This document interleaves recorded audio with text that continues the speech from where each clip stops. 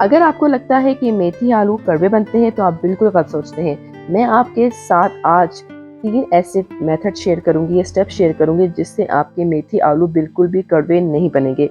ये मेरी गारंटी है। अगर ऐसा ना हुआ तो आप बेशक मेरे चैनल को अनसब्सक्राइब कर लीजिएगा और वीडियो को डिसलाइक कीजिएगा और चैनल के लिंक को भी किसी से शेयर मत कीजिएगा। तो गारंटी के साथ शुरू करते हैं आज की रेसिपी। बिस्मिल्लाहिर्रहमानिर्रहीम। Welcome back to my channel explore food with Sidra. सबसे पहले मैंने एक बर्तन लिया, इसमें मैंने बहुत सारा पानी ले लिया है और इसमें मैं डाल रही हूँ 1 खाने के चम्मच भर के नमक। जितनी आप मेथी लेगी उसके हिसाब से आपने नमक ज़्यादा डाल देना है। मैं यहाँ पे आधा केजी मेथी ले रही हूँ, ठीक है। तो मेथी जितनी आपने साफ़ सुथरी करके अच्छी तरह वॉश करके, सिर्फ आपने कटिंग नहीं करनी है। तो तमाम की तमाम मेथी जो है आपने इस पानी के अंदर, नमक मिले हुए पानी के अंदर अच्छी तरह डाल देनी और थोड़ा सा इसको मिक्स कर लेना है। ये आपका फर्स्ट स्टेप है। इसके बाद आपने अच्छी तरह जब मिक्स कर लेने हैं तो आपने क्या करना है, इसको 10 मिनट के लिए ज़रूर इस पानी में, यानी कि नमक वाले पानी में छोड़ना है। इससे क्या होगा, जो कड़वाहट होगी ना, ये नमक जो है वो कड़वाहट को और जहर को ख़त्म करता है। तो इसलिए नमक हम खाते हैं, अपने खानों में इस्तेमाल करते हैं कि जो हमारे जिस्म में जो कड़वाहट है वो ख़त्म होना शुरू हो जाए। तो इसको 10 मिनट के बाद हम देखते हैं।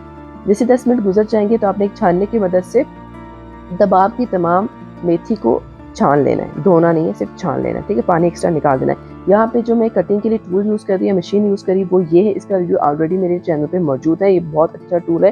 सिर्फ आप एक टूल ले लेना तो आपके बहुत ज़्यादा काम आसान हो जाएगा। तमाम मेथी मैं इसके अंदर डाल दूँगी। ये फटाफट इसकी कटिंग कर लेगा और मुझे कटिंग करने के लिए इतना टाइम वेस्ट करना नहीं पड़ेगा। तो ये जादू मशीन आपने ज़रूर लेनी है और 2 से 3 सेकंड के अंदर, यानी कि मैं सिर्फ 2-3 बार इसको ही अच्छी तरह प्रेस करूँगी इसके बटन को, तो आप देखिएगा कि मेथी को अच्छी तरह ये काट लेगा और मुझे मेहनत नहीं करनी पड़ी। देखिए आपके सामने मेथी कहते अच्छी तरह हो गई है। तो हम क्या करेंगे, हम मूव करेंगे नेक्स्ट स्टेप की तरफ। यहाँ पे मैंने कढ़ाई ले ली है और कढ़ाई के अंदर मैं अब डाल दूँगी ऑयल। ऑयल मैं आधा कप डालने जा रही हूँ। तो आधा कप ऑयल डाल देंगे और ऑयल वेट करेंगे कि ऑयल जो है थोड़ा सा गर्म हो जाए। आँच आपने मीडियम से थोड़ी सी कम रख लेनी है, तेज़ आँच पे आपने नहीं बनाना।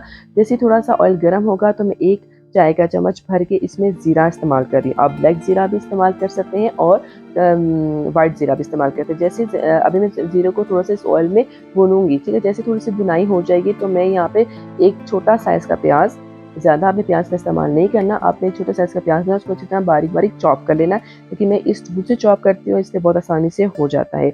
उसके बाद आपने 1 चाय का चम्मच लहसुन पेस्ट और 1 चाय का चम्मच आपने अदरक पेस्ट यूज़ करना है। अगर आपके पास पेस्ट नहीं, आप पाउडर का इस्तेमाल भी कर सकते हैं।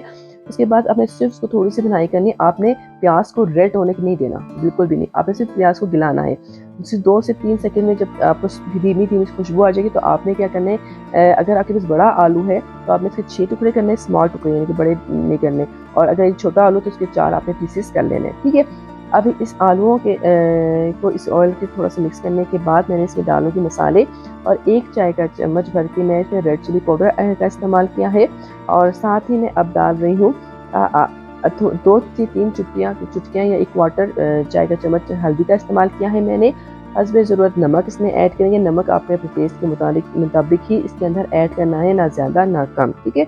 अब इसको हम मिक्स करेंगे, इन मसालों को आलूओं के साथ इतना पकाएंगे कि थोड़े से आलू जो है 30 to 40% जो है आलू इस टाइम प्याज और ऑयल के साथ कुक हो जाए, क्योंकि आलू जो है अच्छी तरह कुक होंगे तो ही टेस्ट अच्छा डेवलप होगा और थोड़े से फ्राई टाइप चल जाएंगे, ठीक है। क्योंकि आलू के साथ अगर हम मेथी को पकाएंगे तो आलू जो है वो हमारे गल जाएंगे।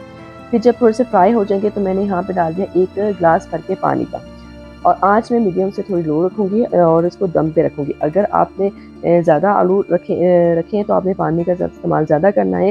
तो थोड़ी देर के लिए, यानी हार्डली 5 से 6 मिनट बाद जो कर लेते हैं, 5 से 6 मिनट बाद चेक किया तो देखिए आलू जो है अल्हम्दुलिल्लाह गल चुके हैं, पक चुके हैं, यानी कि यहाँ तक का प्रोसेस हमारा कंप्लीट हो जाएगा। अब हम इसके अंदर मेथी डालेंगे। उससे पहले हमें मेथी का इस्तेमाल इसके साथ नहीं करना है। तो तमाम की तमाम मेथी जो है वो मैं इसके अंदर ऐड कर दूँगी और जब मेथी ऐड हो जाएगी तो आपने इसके साथ ही इसको भूनना शुरू कर देना है, मिक्स करना शुरू कर देना है अच्छी तरह, ताकि मसाले और आलू जो है वो मेथी के साथ मिक्स होना शुरू हो जाए।